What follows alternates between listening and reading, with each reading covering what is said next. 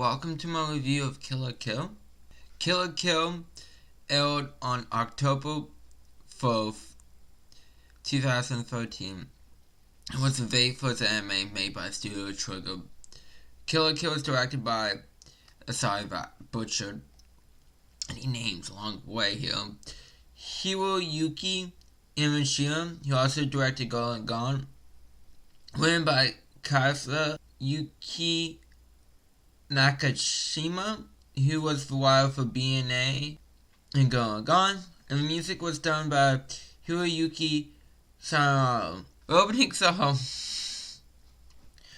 Searches by Owl and Ambiguous by Grandela. The endings are Gomen ni Lokoja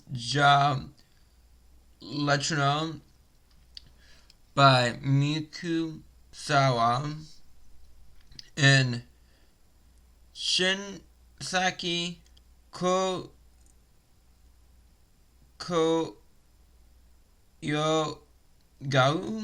by Sen Ona. I butchered. I do especially butcher that last one. I do apologize. But I like all these songs. It's just that ambiguous. Besides the one I can somewhat say, it's the I think it's like the cream of the crop. It's a really great opening. But real quick, I like to go over the voice actors. This is my first time watching Kill la Kill dub. So, it was a bit of a new experience for me. So, I like to go over Rika, who's played by Koichi Mazu, who's also plays Ibuki Danganronpa, and Kyoko from Yuki Revenge. Totally no one else. Totally no one else. No one to get anyone confused with. Nothing. No one else. No one else. Just Ibuki and Kyoko.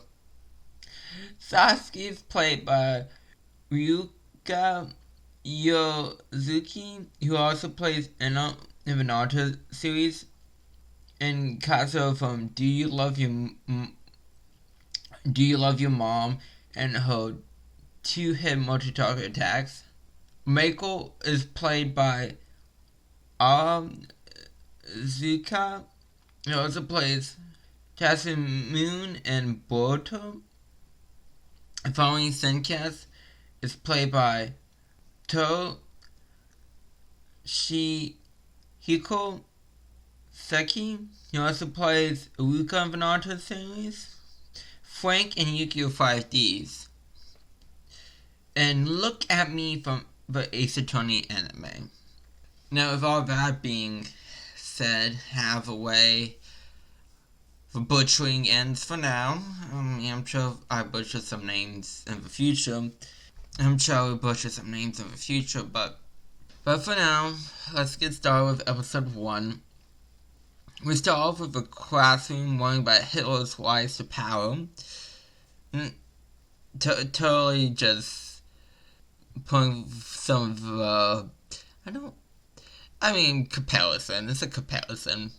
The system in this anime, but we get more into that here in a second. But the warning about Hitler's rise to power when Gamagori, a member of a disciplinary committee, busts in. Gamagori wants a Goku uniform. I guess this is appropriate. Back from a kid who steals, and Goku uniforms give you super strength. The more stars the uniform has, the stronger it is. And Gamagori was able to get the uniform back because the kid stole a 1-star uniform, and Gamagori has a 3-star uniform. So basically, it's like if a rookie Digimon trying to go up against an ultimate level Digimon.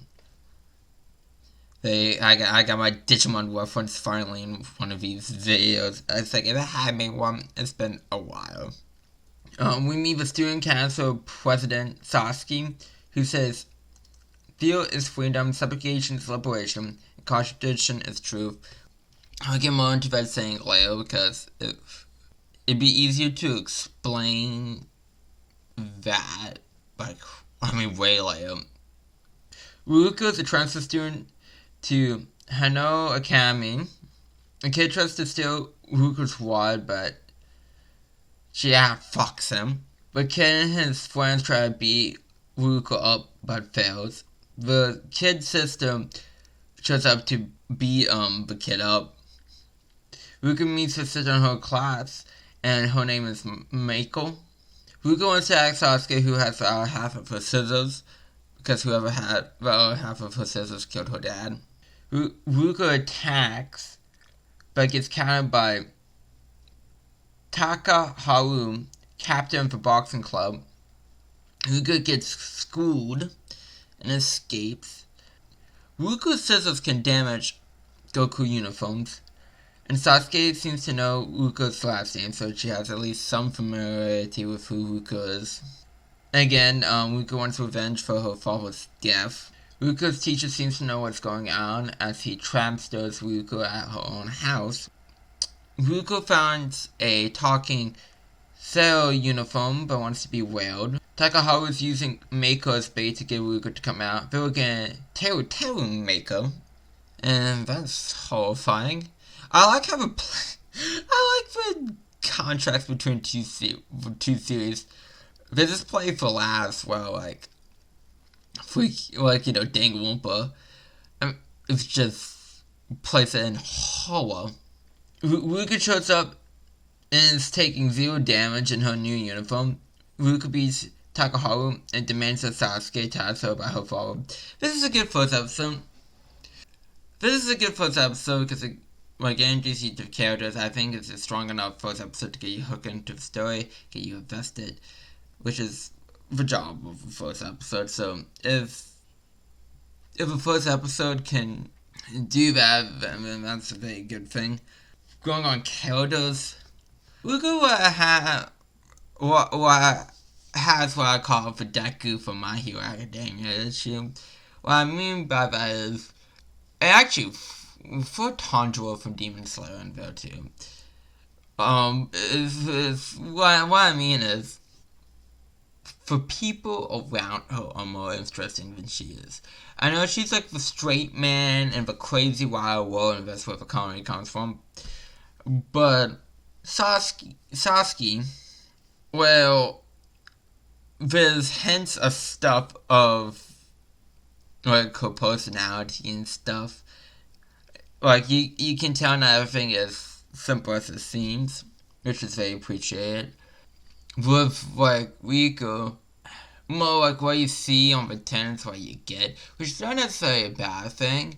It's just like I feel like characters outshine her in terms of being interesting or entertaining and all that stuff. And when you have a main character that feels like it's being constantly outshined like that, it's not a good thing. Like, it's okay to like, oh, my favorite character is someone other than the main character, of course. But if like it feels like the main character is just not holding a candle to like so many characters, and it just doesn't bode well for the series, because it's like, oh well, I want to be spending time with this other character instead of our main character, which the point of the main character is that's who the story is evolved as, who you see the story through their eyes for mostly. And that I mentioned that here just to kind of get it out of the way. I just on this rewatch, I don't find Ryuko that interesting. It did hurt my enjoyment of the series quite a bit. Like, Mako awesome, it's fine. I kind of got sick of her towards the end of the series, because I feel like she's a one-trick pony in terms of her comedy, which is fine. But like towards the end of it, I'm like, I get the joke. There's only so many times you can do the joke, which is I feel like the whole like joke is that she's very hyperactive perspective. She says some funny things and she explains things in her own unique way. But towards the end of it, I was just kind of done with it. Sasuke is definitely the most interesting one so far. Like 100%, it's even close. Not per se this episode, but you can tell it's more than like what you see on the surface, which is like, which hooks you. It hooks you in. So there you go. But like but I guess that's like more of my thoughts of the main characters. Again, it's just when you two, I would argue that we can Mako are two, like, no, I wouldn't say that. But like Mako is one of them, like four main characters, I would say, for sure. But like when you two have the four main characters, kind of just, yeah, you know, not the best feeling when it comes with reviewing a show. But anyways, moving on to episode 2. Sasuke tells Ryuko that she does know her father. Ryuko has lost too much blood because Senketsu for Tsuchi Wells needs to suck her blood to work. But Ryuko, guys, always makes me think of Naruto, because that's one cool move in that show, anime, manga, whatever you want to call it. If I'm committed, each time I say Conway, it will be replaced with Kakashi saying it from the anime. Ryuko was taken to Mako's house. Mako's dad is a doctor that has killed more people than he has saved. Mako's family is fine. Her mom's a MILF. That's the only positive I have to say. Because I feel like with them, that like show they can be somewhat funny, but like I feel like they're funny sometimes at the wrong moments. It's like, oh, there's a serious moment, we have to have comedy, and it's like, oh well, you kind of broke up the the beat of like the serious moment. Okay, I'm kind of out of the serious moment now, but and you want me to get sucked back in? Okay, sure, whatever. Kill, but yeah. Tennis Club Captain Omoko got her 2-star Goku uniform. Ryuko called Senketsu, who gets the power from drinking blood, and was made by Ryuko's father. Since Mako missed yesterday's tennis practice due to being kidnapped, Omiko wants to punish her, because that seems fair. Ryuko steps in, but Senketsu isn't working and loses. Oriko, the teacher that Ryuko has, saves him. Oriko likes to strip and gives Ryuko a Senki Taoko to help her give her blood to Senketsu. I don't know why I just didn't say wristband, because I'm pretty sure that's the only time it's said by name in the entire show. I could have just gone away with like wristband thing. Mako is getting lean on to take all the execution references in the world. Okay. When Ryuko steps in, Ryuko is playing a tennis game against Omiko when a normal racket won't work. So Ryuko uses her scissors. Ryuko wins. Sasuke shows off that she has a serve that can cut as Ryuko escapes. This episode's good. A nice little episode to get some more like exploration of what's going on and how this world works. The action is entertaining, so yeah. Moving on to episode 3. The outfit that Sasuke wants to wear is called Junkiss, and it's a too. Oriko explains that what are life variables, and one gives and Goku uniforms their strength. They're 100% made of life variables, and Senketsu have been absorbing them.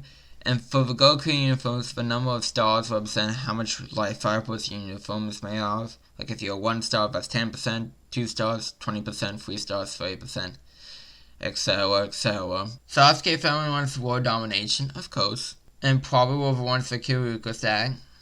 The student council was trying to test a 5-star Goku uniform, but it failed, showing, Ryuko is whether Ryuko will be able to control like a uniform that has 100% life fibers. Sasuke now wears Junkets, even though her mother forbids it. Ryuko is staying with Mako's family. Sasuke challenges Ryuko to fight with Junkets on.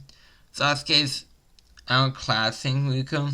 Ryuko loses, but Mako helps Ryuko get over her embarrassment, which unlocks Senketsu for power. Because when you use a you get someone naked, and Ryuko is embarrassed by this, but after Mako does her thing, I guess Ryuko just snap out of it a bit. Sasuke mentions that she has lots of aspirations that she doesn't see any for Ryuko. Again, I guess we can more into Leo. Ryuko now has to fight every club Leo to quench Sasuke's ambition. I like this episode. This episode is fine, and that's action scene between our main hero and our main antagonist. I mean, what more you can ask for? But I mean, also with the whole embarrassment thing, it's a nice little be comfortable with your body type message film that is appreciated. There's a physical gold star for that. Episode 4. Due to being washed, Ryuko doesn't have Senketsu. Today is no late day. When the trap set up, if you're late, you get expelled. Miko, a classmate that faked Ryuko bumping into her and faking her arm hurting so she can get Ryuko and Mako to take her to school.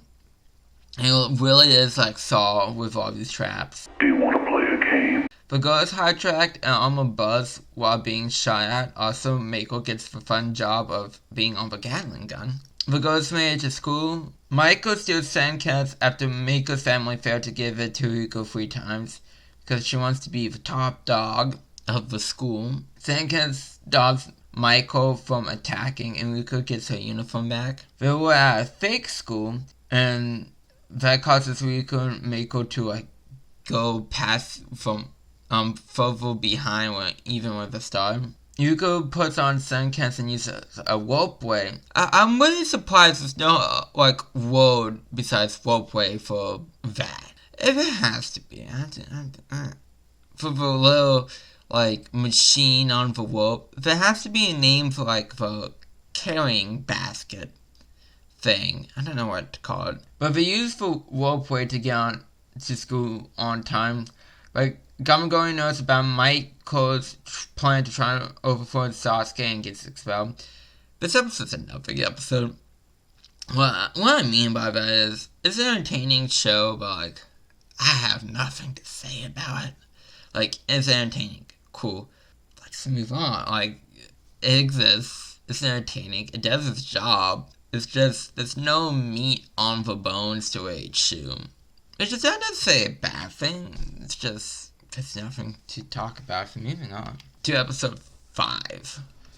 We meet Tazumuki, who seems to want to take out Ryuko and can fight against life fibers. Ryuko beats another club. Senketsu thinks Ryuko is getting too cocky. Mugi attacks Ryuko and wants Senketsu, but backs off when he gets a note. Tsuzuki and Aoko know each other and are part of a group called New Speech. Fun name. Ryuko surprised her that she lost. Ryuko scares Tazumuki, which, Ryuko, you've lost twice up to this point, and the fear factor, I don't want to say it's random because you lost, but it feels we need to do this for this episode type shit. Instead of saying more about Ryuko's character. If that makes sense. Feels like the spin the wheel is this is the episode where Ryuko needs to be afraid that she lost. Because out of 5 episodes, she lost in 4 out of the 5 so far. It's not a bad thing. It's just how you portray losses and what you do with it. Because Yu-Gi-Oh! 7s, they have Yuga lose a lot as the main protagonist, but they act it's a shocking thing each and every time. It's a big deal. And it's there's only so many times you can treat it as a big deal, that. It's actually a big deal. AKA once. You only can pull that card like maybe once or twice. But like it was like almost every single time, and it's like, who cares? Because I think he lost, did he lose 7 times? Nuclear 7s. Probably. But it wouldn't surprise me. But like going to the it's also with like the lovable duelist from Brooklyn, Joey Wheel. Like he lost a lot of times too, but like the difference is they don't treat like every loss like a big deal. I mean, they do treat losses, of course, like a decent deal. Like, for example, like when Joey lost to like Yugi and Buckbat, Duelist Kingdom, it wasn't like this big deal type thing. It was just like a nice, like, oh, congratulations, Yug type thing. And then like when you get to like Battle City, and like when Joey lost to Malik, like they played that out perfectly when it's like, oh, you think Joey's gonna win, but he gave out, and that was treated as a big deal, and it was a nice emotional moment that had payoff. But when it's like this, when it's like trying to treat like Ryuko getting cocky for all of her wins, even though we've seen for the most part that she's been getting her ass kicked, it just seems like we need a lesson every week type thing. Which is not an issue. It's just be careful of where you put your cards down. Because like later on in the episode, Ryuko's like completely helpless, and she basically gets out of there by the skin of her teeth. And it's like again, it's like be careful of where you play your cards in terms of this kind of stuff. Because I feel like if they played this, I don't want to say it too early, but if they played this very early on. And the reason why I say that is because I feel like they could have done this in a more interesting way later on, but they don't, so what are you gonna do about that? Ryuko and Samuki's fight get interrupted by the One Goku Club, Purge Club, and the Guardian Club. Basically, Samuki took out every club member out, and Ryuko's struggling so hard that Senkan can't find anyone. Senkan takes himself out and takes a bullet for Ryuko. Samuki is convinced that Ryuko and Senkan are friends and let her be for now. This episode's fine. I mean, no issues, but I actually kind of don't like this episode. Again, I feel like they played the whole Ryuko losing is a big deal, and Ryuko's skill card too early. It does, especially when it's like a 24 episode anime that is supposed to be not episodic, like one continuous story. I do feel like that hurts for show's future storytelling. And I don't want to say potential, but like how the story is told. But we get to that when we get to that. Episode 6, Ryuko find out that Samugi and Aku are connected and learns about a new speech but doesn't take the name seriously. Sasuke wants to make more Goku uniforms. Sana, a grandma high, asks Sasuke to fight Ryuko. Sasuke allows it. Ryuko is strong against grandma at first because he has like super eyes that can tell how his opponent moves. AKA, he has the Sharingans. Ryuko casts Senkan to blind, like, spread the fabric to blind Sanagramha and beat him. Sanagramha blinded himself to prove that he doesn't need his eyes to beat Ryuko, so he gets a second chance. Dedication, man.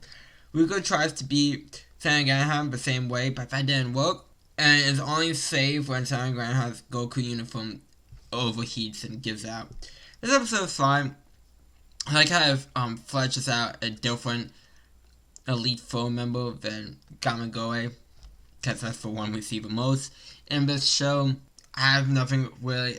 Also, it shows Sasuke Bell. Like, that's a Sasuke. Sasuke Bell. And that's gonna be a struggle. If I don't catch myself saying, like, Sasuke instead of Sasuke, it's gonna happen a lot.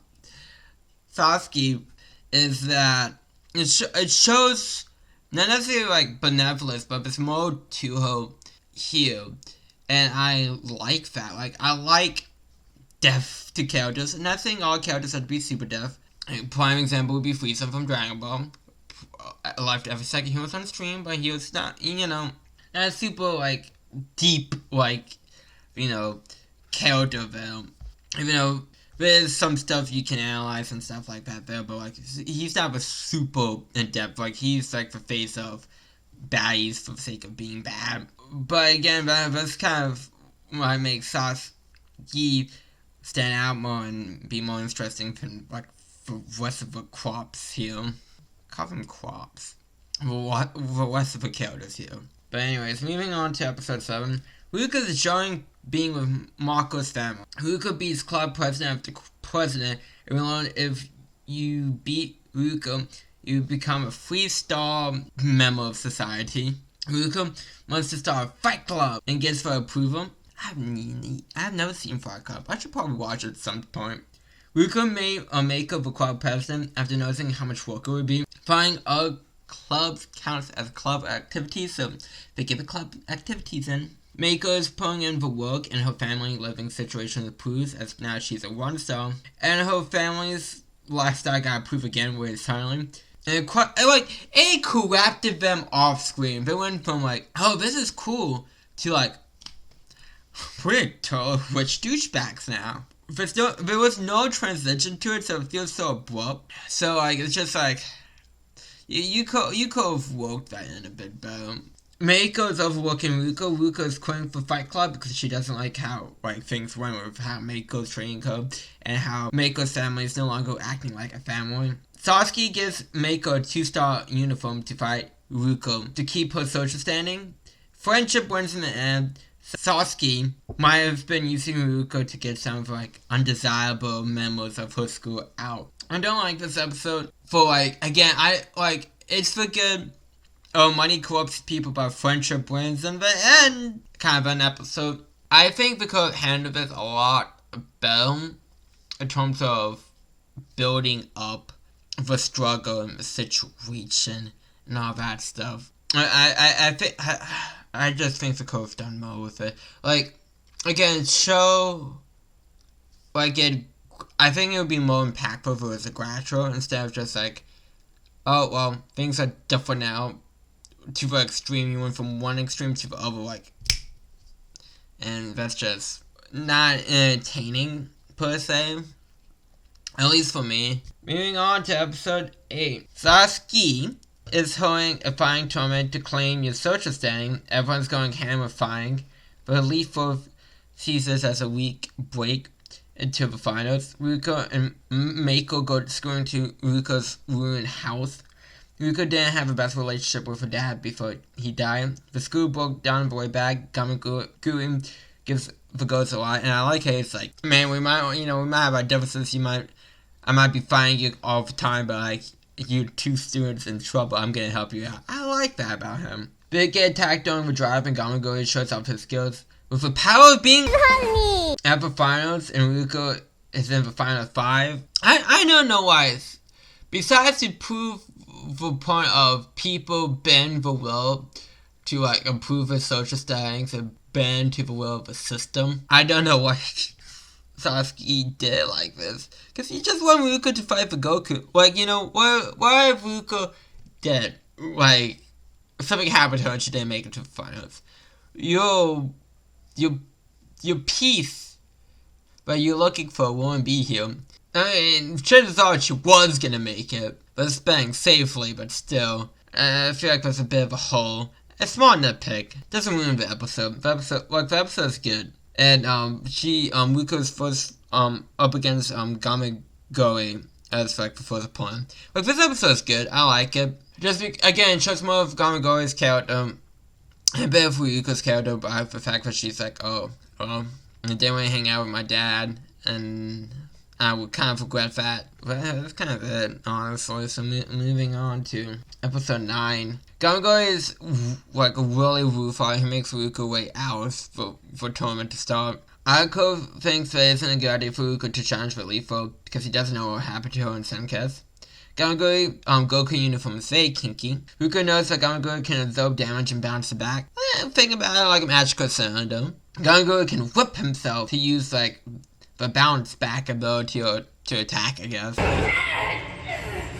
What are you waiting for? Falling out of arena means you lose go Bukai Tenchi. Ruka can't finish off Gamagui because the life fibers of his suit are on the surface. Ruka sound of words. Gamagui has a strong resolve. Gamagui says by whipping himself, he sets an example for other students. But like, if I can endure this pain, if I can like bind myself to the rules, other students should be able to. Ruka's really struggling. Ruka lets herself be taken by Gamagui's whips and transform into like a blade foam that allows Ruka to beat Gamagui. Gamagui tries to kill himself, but Sasuke stops him. I like this episode. It's a fun fight. The power of BMS is a different way of fighting you don't typically see. So, you know, I applaud for originality. Episode 10. Huaka is the next elite foe. I like Mako and Gamagui's bouncing off each other. They're funny together. Huaka is the typical smart guy, so Ruka's moving so he can predict her moves. And I know it's like two of Elite Four's abilities are predicting moves. You can think of a bit of a different ability for one of them. But whatever. Ruka uses number 11 Big Eye, causing Huaka to give up because he wants to protect his day in his suit. That's pretty sure the only time I mention him in my review. He doesn't, like, there's barely anything to him.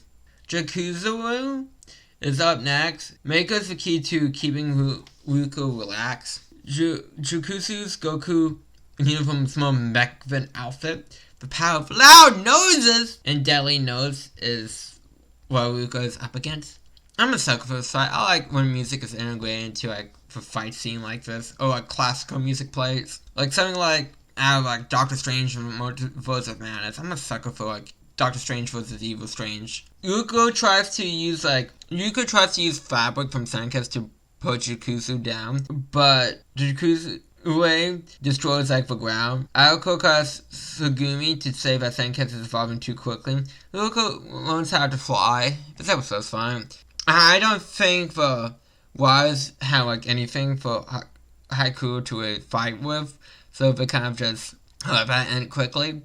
So, I mean, I guess that's fine, but it just, like, feels like he's a lesser opponent. Like, in terms of, like, fighting abilities and skills. I don't have that fun jazz, so that's interesting. And Jakuzu is a fun fight, so. Episode 11, a girl with an umbrella shows up in town. Ruka's about even with Jakuzu. Ruka tries to go straight to Sasuke, but that fails. Ruka won by using Jakuzu's fruit mystem, but, like, an encore happened, of course. Jakuzu can attack loud fibers with a loud music, and we could just turn ourselves into a tuning fork, and that worked. Sure, why not? So this show has a lot of things just happen because the plot needs it to happen. Well, of course, it's gonna be plot convenience stuff happening. Of course, it's a story. Sometimes you need things to happen that are just convenient. I understand that. Every story has it, but like, you have to. I feel like it's just for cleverness of it. Like, for example, like, Gone, like, literally anything is possible because of spiral energy. I mean, sometimes it kind of feels like, okay, that just happened. Mostly with the teleportation, for me. But, like, it makes sense. It feels like it fits in the world perfectly. But, like, with Kill la Kill, shit just happens, and it's just like, you do give an explanation, but I feel like you're just trying to explain stuff. It's more like, we need this to happen. We can't figure out how to get to this without being very contrived and getting to that. I feel like, especially towards the latter half, a lot of contrivances happen. And again, plot contrivances are not initially bad, because again, every story has it.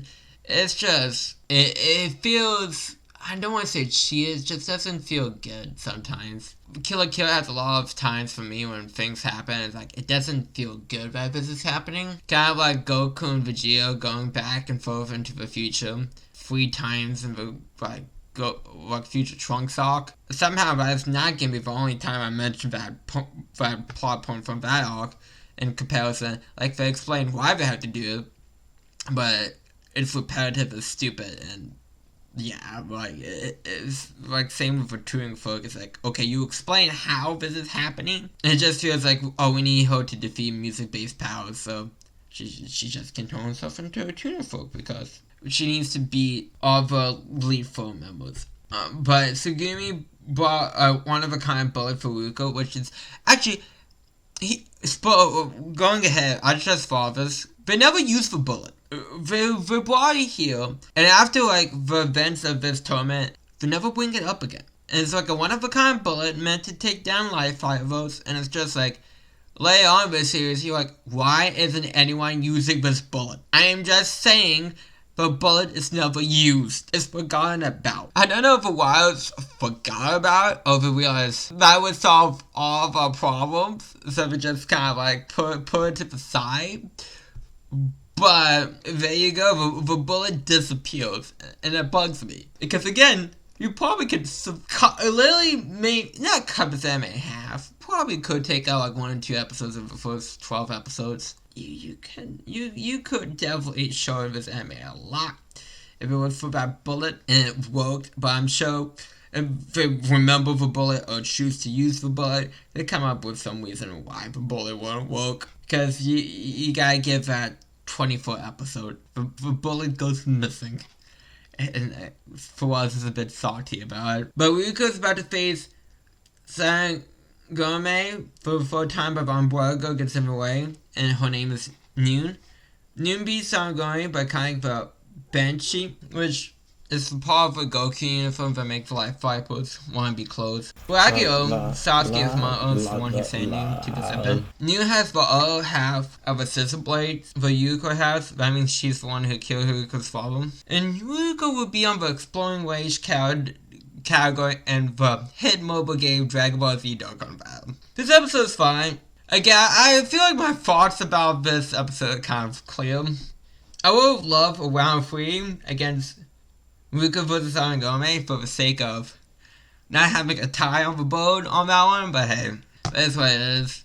And honestly, I know we haven't really talked about Noon. Oh god, two-way Noon, I just find her annoying. Both in the English version and the Japanese version, so this episode's just fine. It gets the plot moving, so I'm kind of hesitant to say it was bad or I didn't like it, but nothing stands out for me on this one. Episode 12. Noon killed Ruka's dad with a Senkiss. Ruka's outclassed. Noon's trying to destroy Senkiss. Ruka's dad was the one who cut Noon's eye. Because of her rage, Ruka got turned into a monster by Senkiss. Now, at this moment, I felt nothing rewatching this. I don't remember how I felt during the first times I've seen this. I cannot say I don't remember. But seeing Senkiss eat Ryuko, it's clear that react based on the user's emotions. Like when Ryuko was a bear's, Senkiss going to use his full power. But for something to be a shock, I think, and be like, oh my god, this is happening, you have to, because I feel like that's what the Wireless and Queers are going for. Yeah, again, you have to play your cards correctly. Because whereas you could tell constantly, or have been told a lot, that Senkiss can be a danger, and he turns out to be a danger. Because of her own emotions, granted, but you could save us for trying, whatnot. But I think the last time I was, when I experienced something new, I was, completely and utterly shocked and, horrified, what I think the scene is kind of going from. Is spoilers for Digimon Survive. Great game, by the way. Shuji gets eaten by his Digimon partner. Crunch, horrifically eaten by his Digimon partner. He did.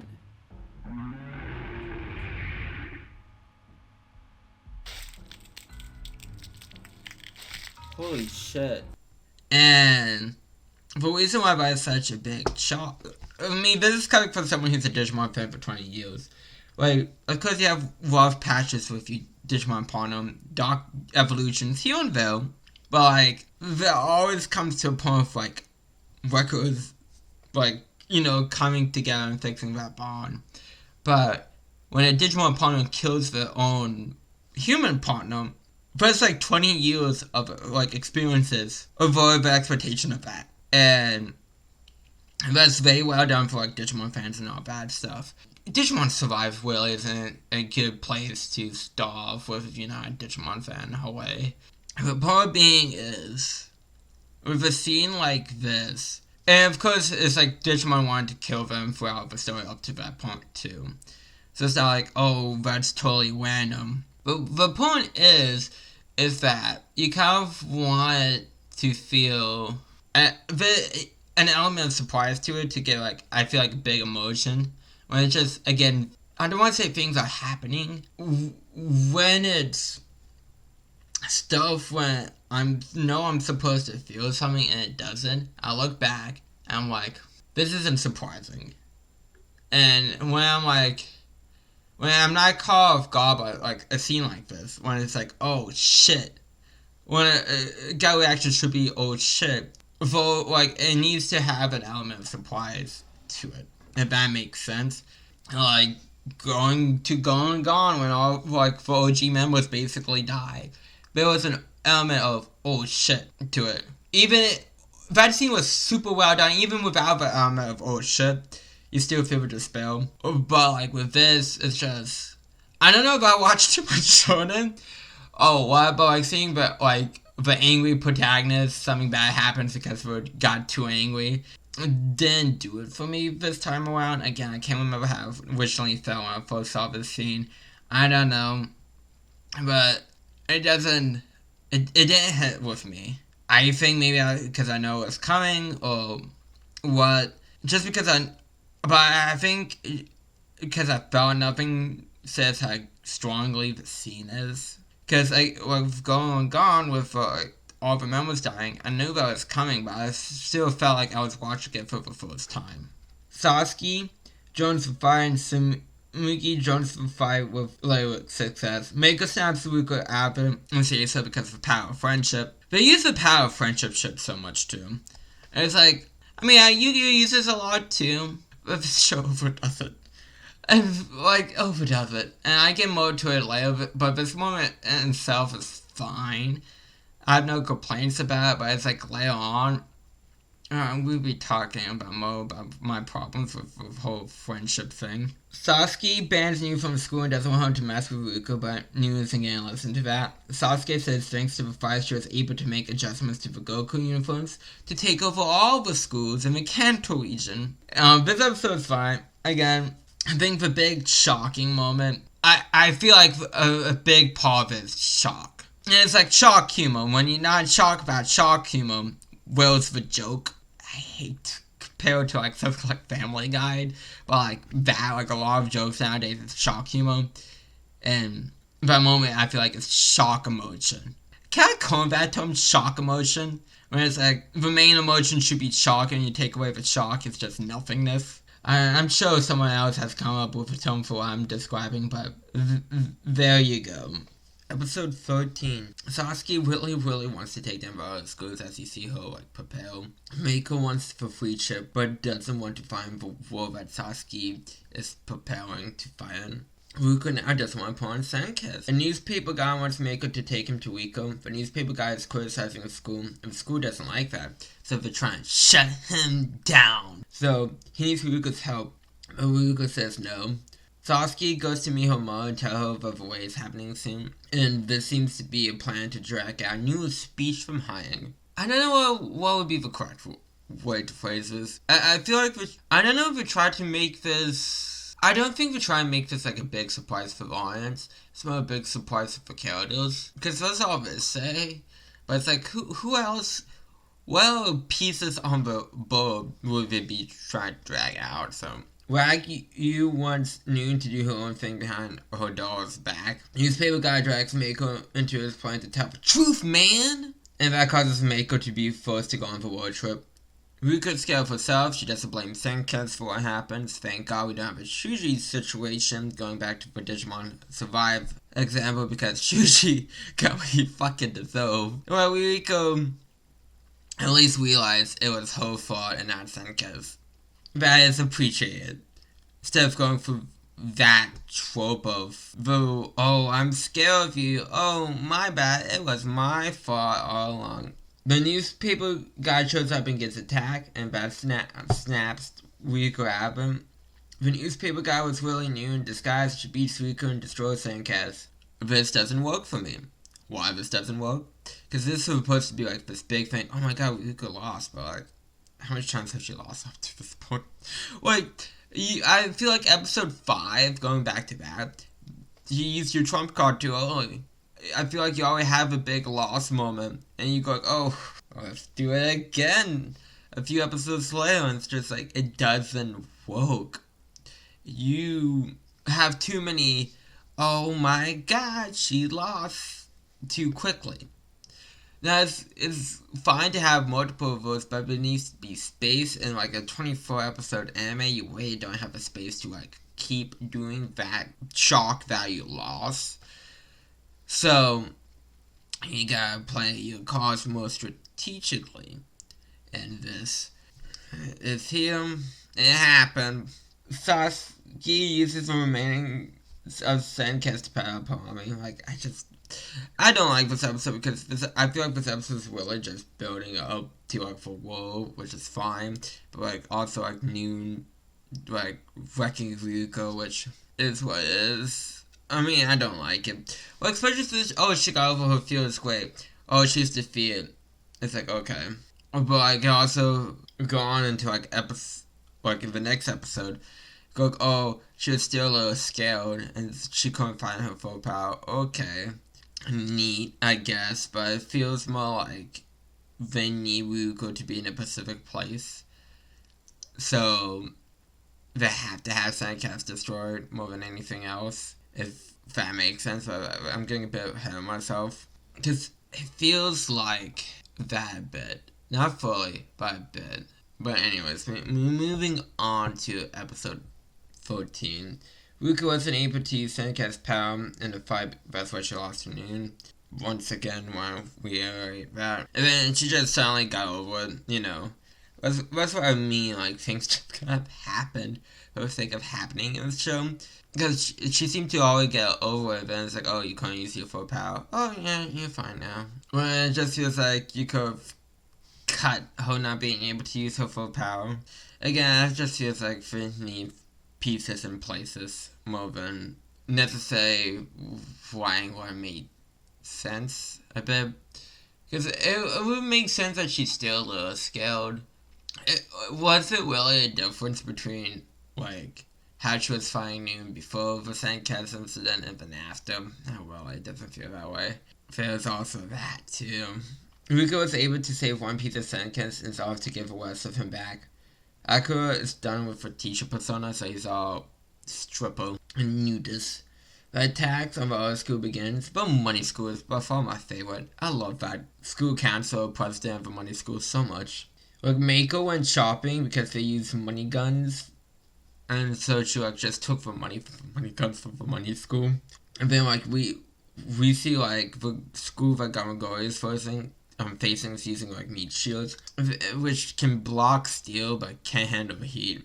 And like Gamagori beats them, and Ryuko gets the pieces of Sandcast that like Gamagori's already has.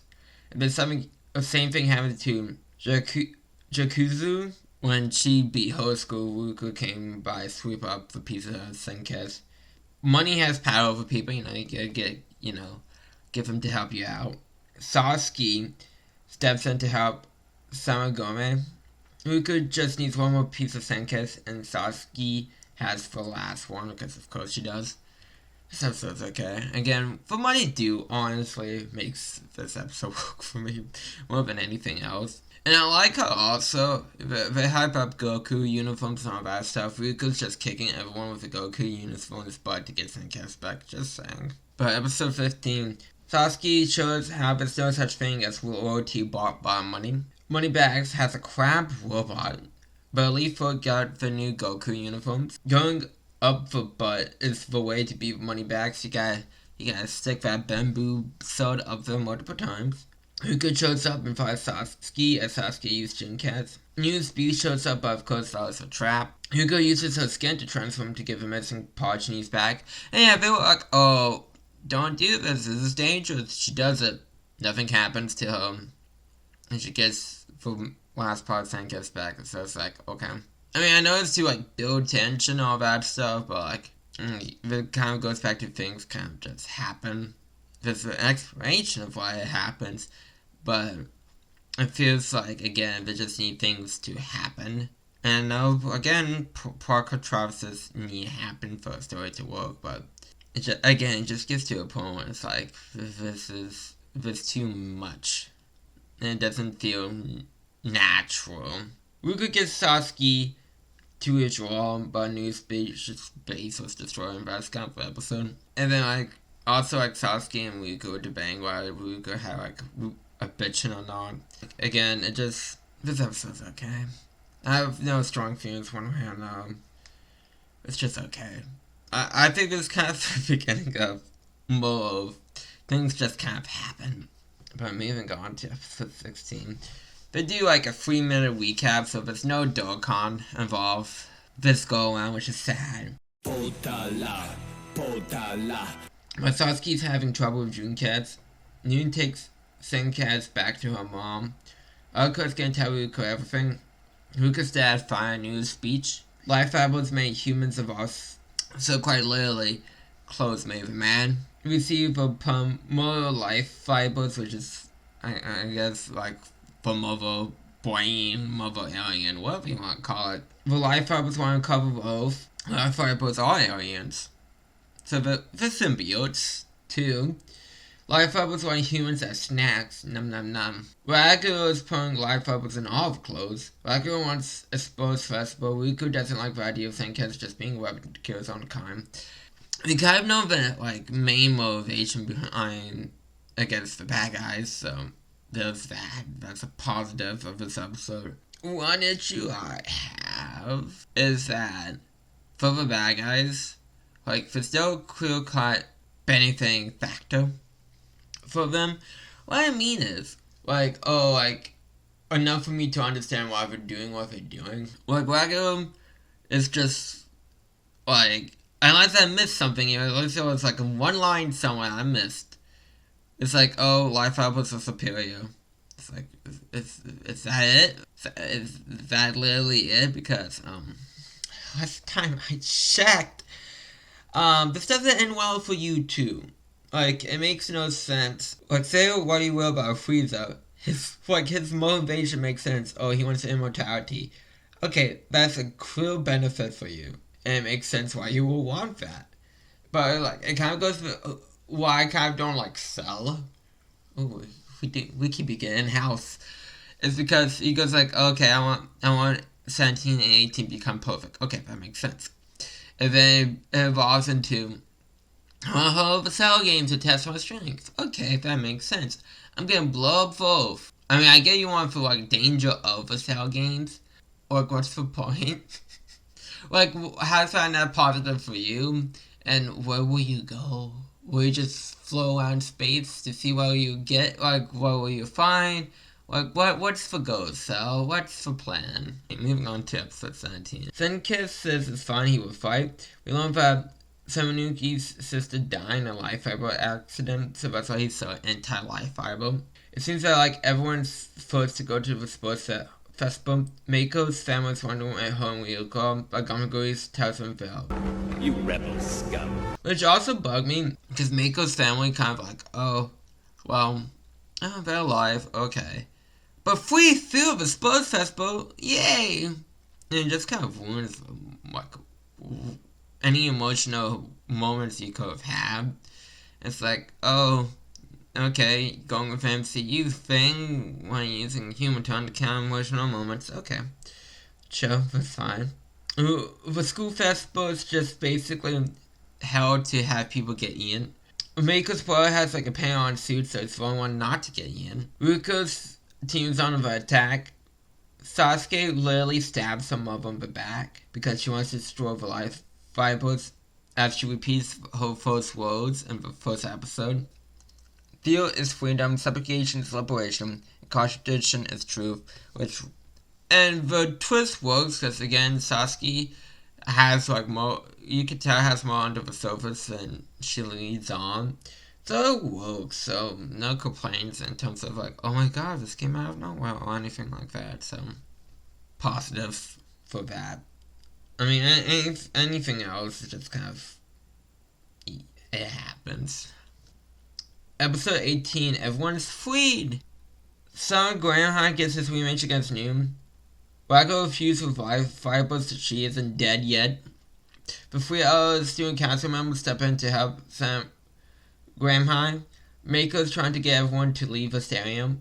Wacko killed her other kid she has, like, when the other kid was a baby, but trying to fuse it with life fibers. Sasuke has a plan to kill the promoter life fibers, and it seems to work. Wagyu escapes crucifixion and Blank controls lots of students. Wagyu mind controls Ryuko and is fighting Sasuke. Noon can clone herself. Ryuko frees herself from brain control. Ryuko is fighting Noon, while Sasuke fights Wagyu. Ryuko is at classic Noon now, just because power of friendship. My thing is, when it comes to the power of friendship with Yu-Gi-Oh, it doesn't bug me so much because it's a card game with probability, and it's like, oh, hope I draw what I need to draw, and like friendship helps me continue through the fight. It really doesn't bug me that much in that regard, but like when it's something like this, oh, we're stronger now because friendship, and it's like, you guys don't train at all. No, nothing. It's literally just friendship. Like, if there's training involved too, I wouldn't mind so much, but it's literally just friendship. It's like, that kind of bugs me, but not gonna lie, it's a personal thing, but it does. The Palmyra life fiber wakes up as, who knew that Wacko can talk without throat? I mean, shoot, she would have made Trevor and Darren's bed very interesting and the French Revolution. Wagyu beat her daughter now has Dreamcast. Wagyu whips out Ryuko's heart to show that she's the dead baby sister of Sasuke, that was mentioned earlier in the episode. So, Sasuke and like Ryuko's father are one and the same because they're both scientists. Cool. You could have made the connection though, but like, you introduce this episode and then it's like, oh, by the way, there's sisters, and this explains why Ryuko could handle Senkes because she's part life fiber too. Cool. Like, this episode's fine. It just is. Like, I get my thoughts about like the next few episodes here in a second. We will get to it. About episode 19, the promoter life fiber start to eat people, make people into like soup people.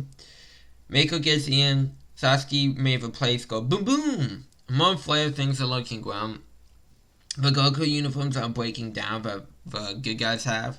Sasuke's army that she has built has fallen to add to more of the desperation. They made 2 weapons out of Sasuke's broken sword. Ryuko has been asleep for a month.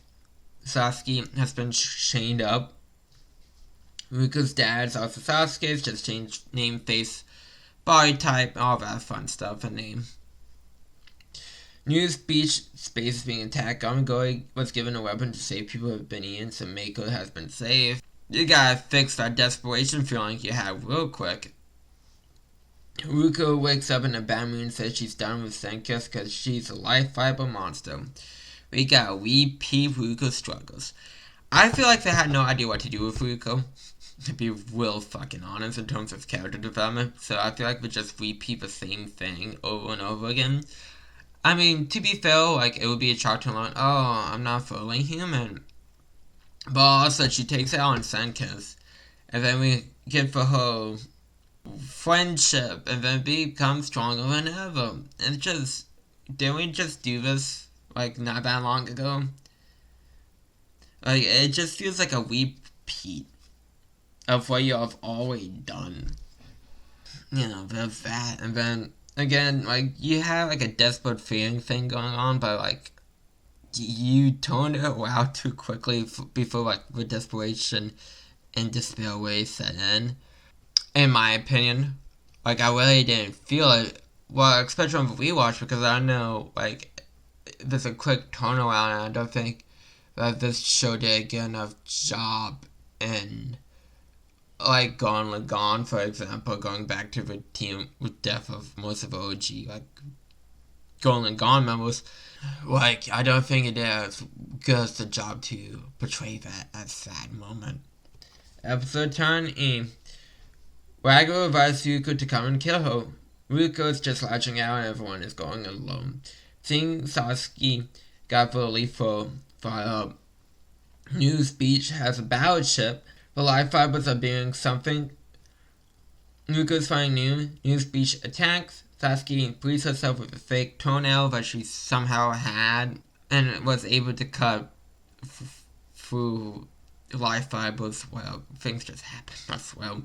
Like she just has it. And it's like, may I have the same stuff as like her sword? But like, did she always have that on her? Or like what? I don't know. It really isn't explained too much. It's just we need her to escape. Again, that's what it kind of feels like. News just a life fiber being, so she can't be killed easily. Jukes is being forced on Ryuko. Sasuke is saved by News Beach. Ryuko is brainwashed by having her think of her wedding day. Ryuko attacks News Beach. Sasuke puts on Senketsu to find Ryuko. This episode's okay. Go back to like episode 18. It feels like they just need, again, to fill in that 24 episodes. So they have Ryuko go back to the school, get brainwashed again, have her actually be brainwashed this time, because god dang when you hit that episode count. And again, this goes back to the whole Goku Black Arc thing when it's like Vegeta and Goku keeps going back and forth in time, because it feels like they're just stalling for time, and that's what this feels like.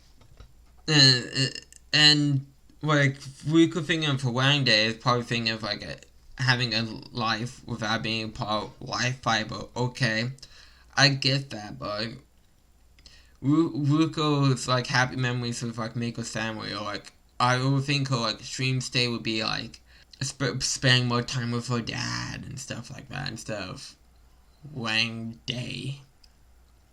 I'm sure like it has some, the wedding has some symbolic thing I'm not thinking of. But like to me, like thinking about like, oof, like Ryuko saying like what's the happiest day of my life, being married. I think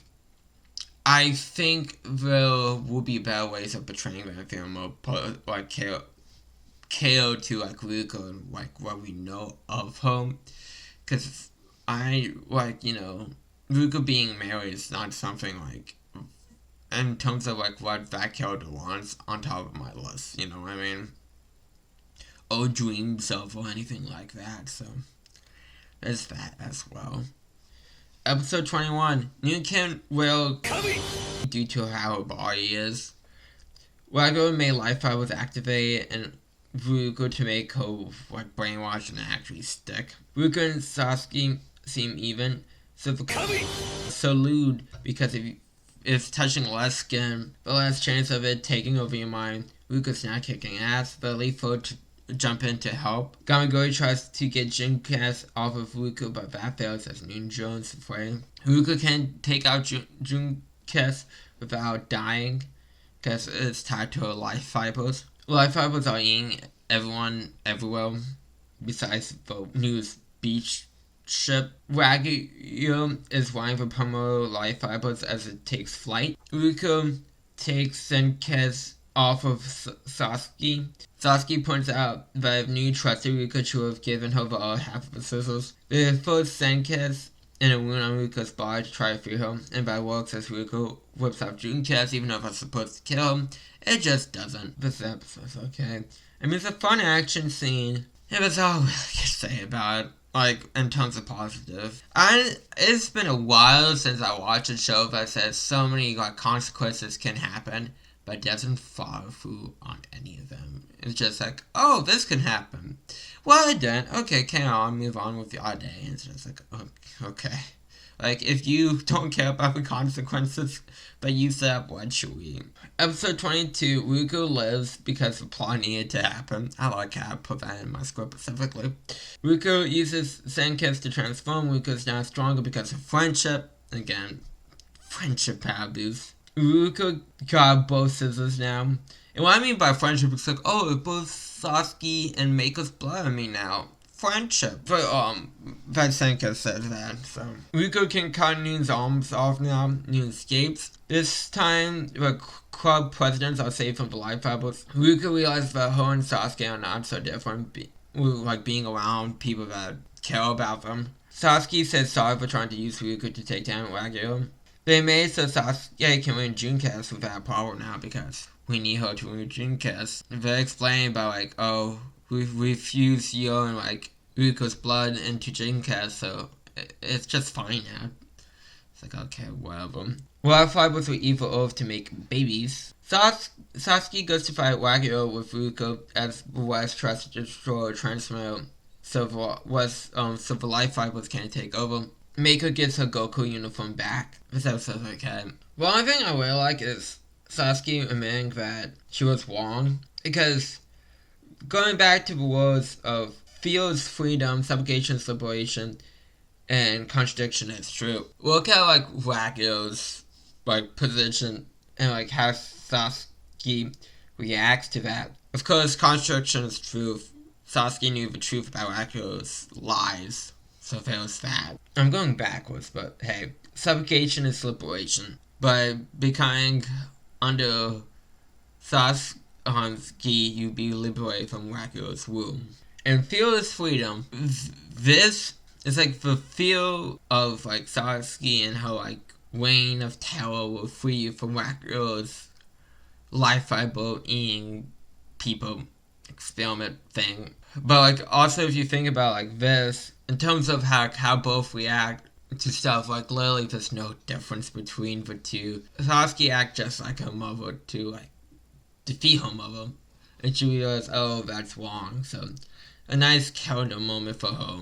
That's kind of like all I really liked about this episode. But moving on to episode 23. Mako's kicking butt.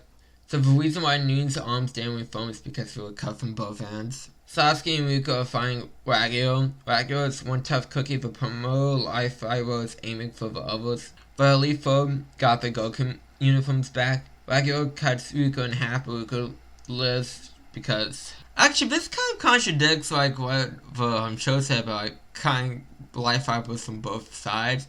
Because like, oh, she just healed quickly in the wall. Or something like that. It's just like, okay, whatever you say, show. Whatever you say. But like, Ruko wanted to get cut in half so she could destroy the Promo life fiber.